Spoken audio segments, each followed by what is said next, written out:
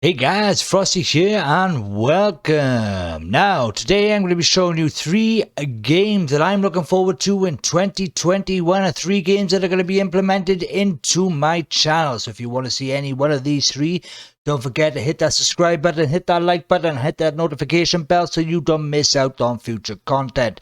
Now, come on ladies and gentlemen, don't be a fool, come and be cool. Hit it up, we'll keep it frosty and we'll all chill together. Let's get on with the video.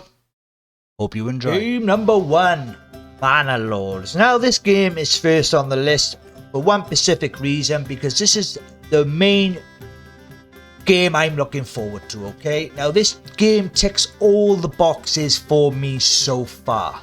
You know, unfortunately we haven't got a lot to go on, but the trailers of the game shows it to be very promising and potentially very tantalizing for us strategy gaming fans. The trailer also shows off a dynamic approach to city building. Roads and buildings ain't placed onto a grid. Instead, it's free form. So in other words, you can build to your heart's content. You can apply trades both in and around the settlements. Some will work in buildings you construct, while others hunt in the woods, herd sheep or plough fields. It's kind of gives me that feel between kind of Age of Empires kind of building with that hint of Total War battles. Okay, it combines the both, and I think this game is going to be an epic one. Amazingly, Mana Lords is the work of a solo developer. Okay, and the idea of the game is to start a medieval manor from scratch.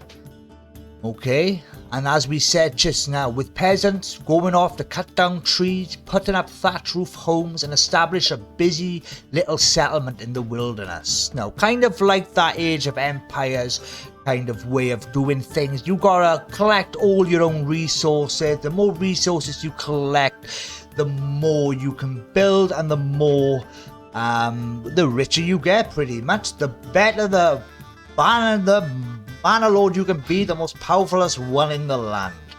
Okay, now it looks like as well, you can obviously place road structures, you know, you got faster buildings to construct, you know what I mean, you can zoom right in, you know, get up and personal. So, you know what I mean, like we say, we haven't got a lot to go on, but what we have got so far is really exciting, and I can't wait for this game to be released. Now, no one knows when early access will be released. Some say the fall of this year, but no one can say. So don't quote me on that, ladies and gentlemen. We just do not know yet. But I think that little bit of patience with this game will be worth it. I really do. Okay. Now, battles. Yes.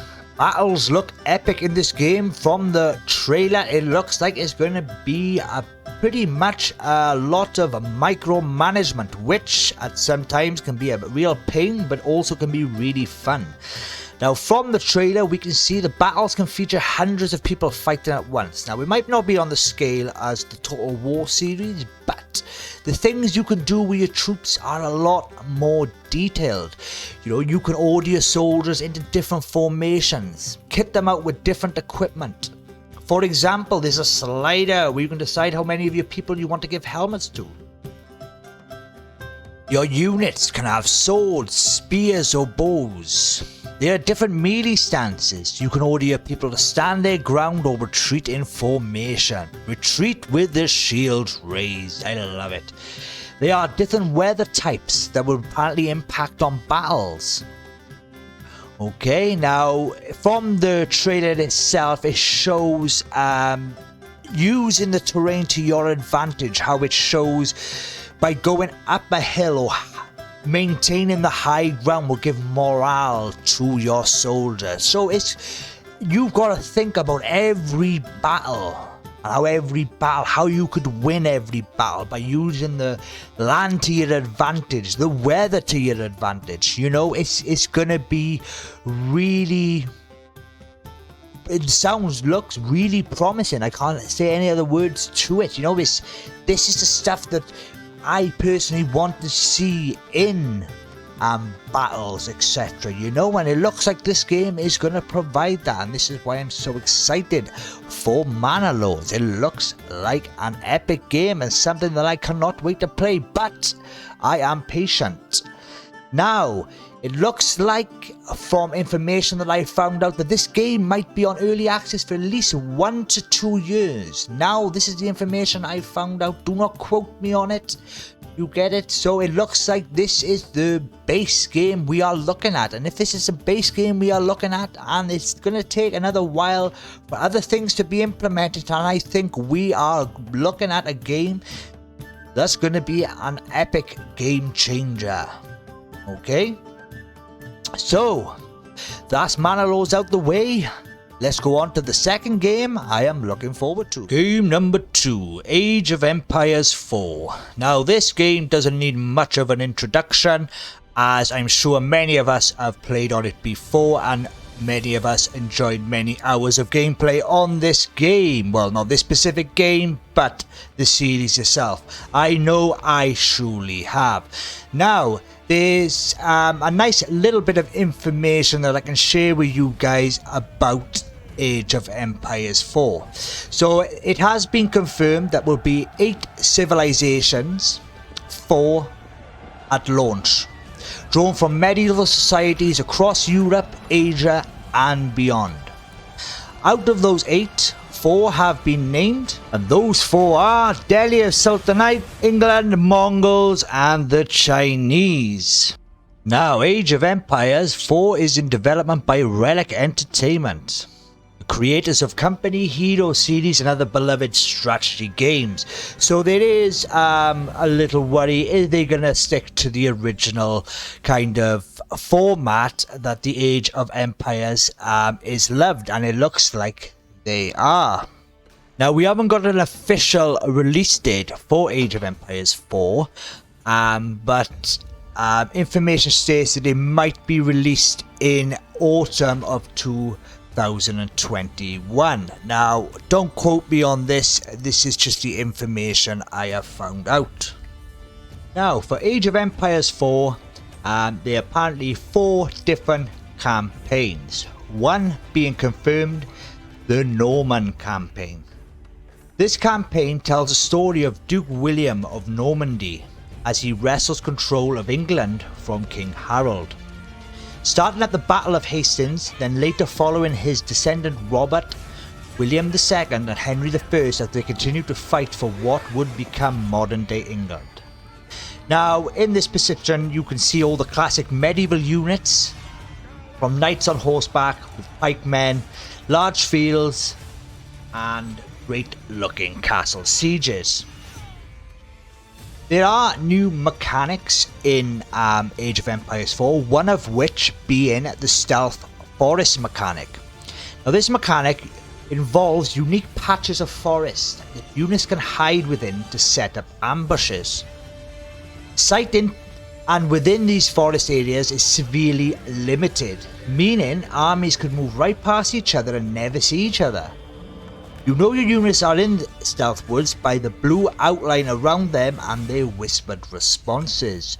So that is very interesting. Something that is implemented in is the ability to ambush oncoming armies. So if you've got forests in strategical positions, you could set armies there to ambush an enemy army. I find that really cool and really fun. There are 4 ages in Age of Empires 4: medieval, feudal, castle and imperial. There's a new mechanic in the game too regarding to the Mongols. They have the ability to pack up their town and leave, which I find very fitting, as they used to do that too. So if you decide to go the Mongols and you're fed up of where you are, just up and go. All in all, I'm really looking forward to this game and I can't wait for it to be released. You can't beat the old ones, can you? So that brings us on to game number 3. Total War Warhammer 3. Yes, the trilogy in the series is coming. We have not got a release date as of yet, but it is this year, hopefully in the fall according to sources. Warhammer 3, what do we know? Well, we know a little, but not a lot. What we do know is the factions, basically Kislev and Carthage, and the 4 demon chaos gods. Now, I watched a video on YouTube not so long ago about Carthage and about how it weren't that much in lore and how Creative Assembly had to be very creative and design a lot of the units themselves, so that should be very interesting. The Chaos Gods. What do they embody? Well, each Chaos God embodies a particular aspect of evil. Nurgle is the god of pestilence, evolution and disease. Zanish is the god of knowledge, scheming and deceit. Slanesh embodies lust, desire and hedonism. And Khorne thirsts for blood and skulls as the god of war. Apparently at launch, there will be 9 legendary lords spread across these 6 factions. There will be at least 1 more faction available as DLC at launch, with Creative Assembly promising the race pack for free to anyone who pre-orders Total War Warhammer 3. The game description indicates that there is a mysterious figure with a role to play who is yet to be revealed, stating, and there is one who schemes to achieve just that, an ancient figure who desires nothing less than to wield the supreme power. But to succeed in his mission, he will need a champion. Is it possible this is referring to Nagash, the ancient lord with connections to the vampire counts and tomb kings? Well, we will not know yet, will we? So, the map, how big is it gonna be? Right. Well, apparently, they say that the map in Total War Warhammer 3, which includes the frozen north of Kislev, the far east of Cathay, and the Chaos Waste leading into the realms of Chaos, is about twice the size as the Eye of the Vortex campaign, which featured in Total War Warhammer 2.